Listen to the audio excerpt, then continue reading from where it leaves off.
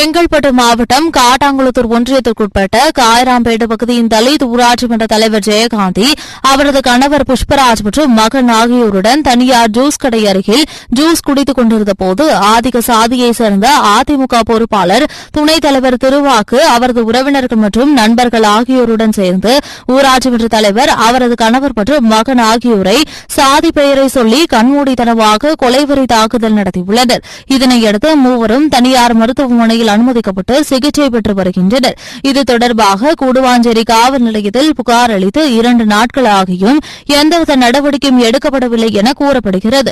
இதுகுறித்து தகவல் அறிந்த விடுதலை சிறுத்தைகள் கட்சியின் செங்கல்பட்டு வடக்கு மாவட்ட செயலாளர் தென்னவன் தனியார் மருத்துவமனைக்கு சென்று ஊராட்சி மன்ற தலைவர் ஜெயகாந்தி மற்றும் அவரது கணவர் மகன் ஆகியோரை நேரில் சந்தித்து ஆறுதல் கூறினார்.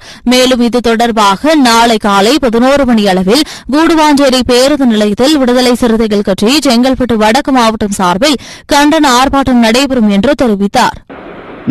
சனிக்கிழமை இரவு அவருடைய மகனை அதே பகுதியைச் சேர்ந்த முன்னாள் ஊராட்சி மன்ற தலைவர், இப்போது ஊராட்சி மன்ற துணைத் தலைவர், வன்னியர் சமுதாயத்தை சேர்ந்தவர்